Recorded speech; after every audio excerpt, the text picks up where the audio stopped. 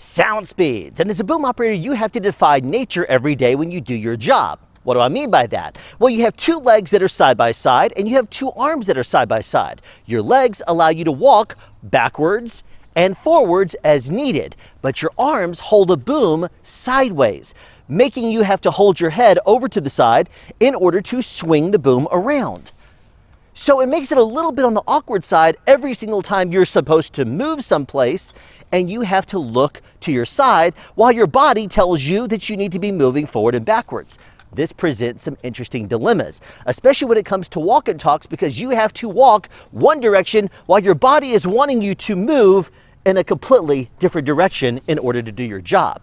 So what do you do to get around that? Well, let me show you my tricks. When it comes to moving naturally during a walk and talk, camera operators have it easier than we do. Yes, I know the camera's heavy. I used to be a camera operator myself, but the fact still remains. If you put a camera on your shoulder, you're still able to move forwards, backwards, left and right, however you see fit, and it's a very natural movement. Even as a Steadicam operator, you're able to move backwards and forwards while looking down and you're still square. But us boom operators have to figure out how to turn our bodies sideways to boom while still moving our feet forward and backwards. And this can create some very interesting dilemmas, like how are we going to be able to quickly move when we're doing this weird kind of movement with our feet? Well, that's not how you do it. That's why. Let's get the easy one out of the way. If talent is walking forwards just like this and a Steadicam is in front of them backing up and you have all the room in the world like I have out here, then obviously you're going to hold the boom over you and walk in a straight line in the same direction that the Steadicam is walking and talent is walking. But if that's not an option, if you follow your first instincts, you might be thinking, okay, keep your hips square and somehow turn the boom so that it's going to be facing forward. But look at what this is doing to my arms. My front arm is way over to the side now, and my right arm, oh geez, this thing is like gonna start hurting like crazy. It's hurting even as I talk about this. Not exactly a very natural position to be booming from, is it? No, it's not. So what if I told you that if you turned your body to walk forwards, you could still walk backwards? Here's what I mean. Align your front hand so that it's able to pivot very naturally here in front of you. And your back hand should be nice and relaxed on top of the boom. And now, twist your body in such a way, not this direction, but in this direction. Sure, it may mean cranking your head around a little bit more, but once you kind of get the feel of it, your body actually responds fairly naturally to it. Let me show you what I mean. As I'm walking now backwards, I'm walking forwards.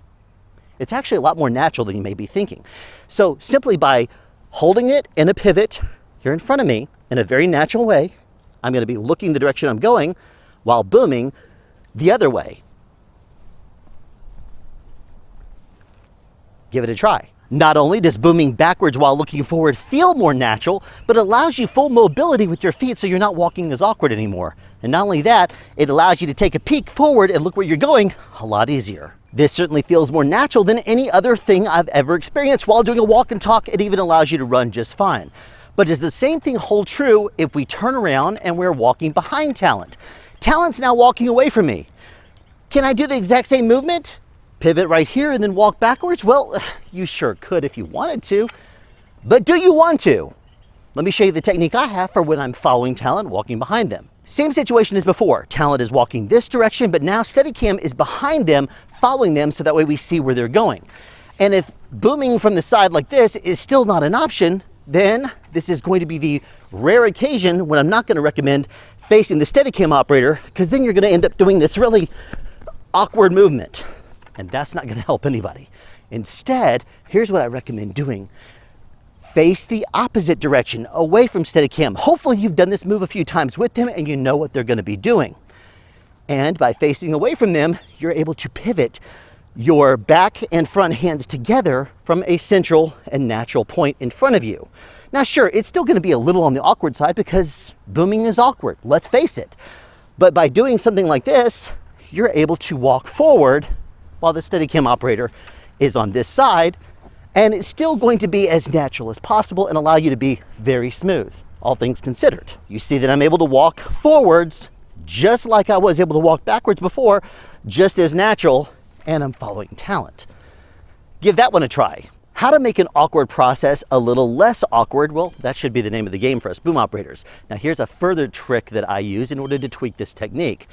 Instead of having my rear hand facing like this, I will loop it around with my thumb this direction. So that way I'm walking with my front arm square. My rear arm is kind of almost like I'm doing, holding a lantern behind me in the old days of fencing. But as I'm walking forward, instead of doing this, I am holding the boom behind me and walking forward.